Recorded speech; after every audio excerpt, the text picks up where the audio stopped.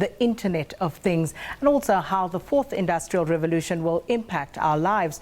Well, what about traditional sectors such as transport? What about railways? How will they be affected? Now, the South African Heavy Haul Association is bringing together experts from across Africa to look at the future of the continent's railways, and that's ahead of a meeting of the International Heavy Haul Association, which takes place in Norway next year. And to discuss this with us, we're joined by Brian Monakali, who is the chairperson of the South African Heavy Haul Association, also a chairperson of the International Heavy Haul Association, and he's also the general manager of capital planning at Transnet Freight Rail. Brian, thanks so much for coming through this afternoon. Thank you, Sakina. So, good evening to the listeners. Viewers. We're talking about, the fourth industrial revolution, the Internet of Things. But before we even get into that, when people get together at a conference like this, when you bring train experts together, what exactly do you discuss? What goes on there? Thank you, Sakina. We have this technical workshop we started yesterday. It's finishing tomorrow. So the main theme is embracing the fourth industrial revolution in heavy haul railways. We call the motto is Askhulume, let's talk. So the main thing that we're discussing, firstly, it's an opportunity to unpack this fourth industrial revolution technologies that we're talking about. Because the first step, we need to understand what is exactly the fourth industrial revolution, what are the opportunities within it, and what solution can you possibly take and apply to solve our problems. So that's the first thing we're doing. And therefore, we've got presenters or speakers. Some of them are international guests, some are local guests that are sharing what are these possibilities as far as the technologies. So that's the first one. The second one is we are gathering so that after this technical workshop, we can be able to say, as the African continent, what is our future as far as railway? How will the railways look like in the future? What do we need to do in the future? Because if we don't do that, the technologies could disrupt us. So that's the main things that we are looking at. So we're discussing a lot of those aspects.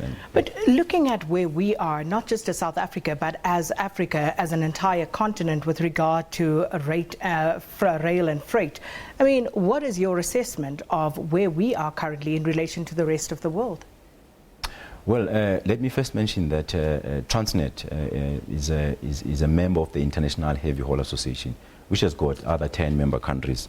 These are countries that are moving bulk freight, mainly iron ore and coal, using heavy trains and long trains.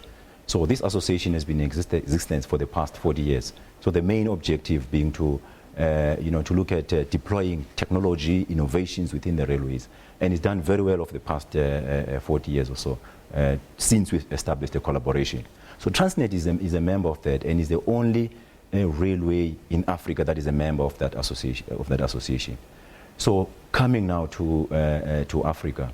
In Africa, there's a challenge, as we know, especially the rest of the African railways. I think Transnet, which is the South African freight network, is more advanced as far as its peers across the world, like China, US, and so on.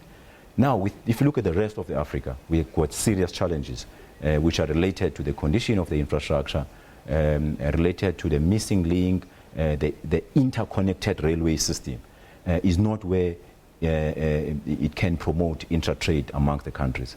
So when we talk artificial intelligence in this regard and what things will look like in 2030, what sort of picture is emerging? I don't want to preempt what's going to come, because what we have done as an International Heavy Haul Association, we've got a work group that we've put together. It has got members of all of these countries that I've just mentioned. So what they're doing is to come up, we're trying to come up with a vision for 2030.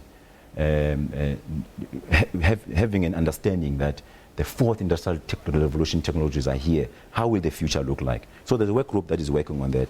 But there are signals already that are coming. For example, in Australia, they are already having a driverless train. I mean, a freight train in Australia, in Rio Tinto, for example. As we speak now, they are running those trains without a driver. And they are using cutting-edge technologies to do that.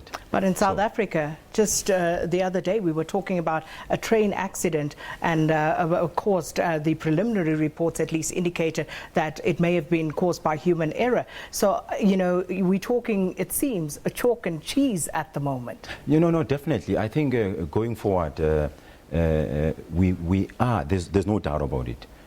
We are going to apply technology to help us in running the trains efficiently and safely and reliably for our customers. What about the infrastructure? Because we know at the moment that you have a passenger rail still sharing the very same infrastructure with freight and heavy haul rail. So what's going to happen in that regard? What are the plans? So, well, as far as the sharing, I think the sharing will always be there. So the main thing that we are looking at now is we're trying to move away from the traditional approaches of providing rail capacity, which is, for example, building a new lines next to the existing line, maybe buying a lot of rolling stock, which is very expensive. So we're trying to tap into the fourth industrial revolution technologies and say, how do we provide capacity using the technologies in the most affordable manner, and the fourth industrial revolution is providing us that. I just want to put you on pause for the moment, because as we can see there, we have the ANC Gauteng chairperson there, David Makura, and he is in the Joburg CBD at the scene of that fire that claimed 3 lives of 3 firefighters, and also the DA's Michael Son there, as well as Tulas Nxesi. So let's cross over to find out what's happening there.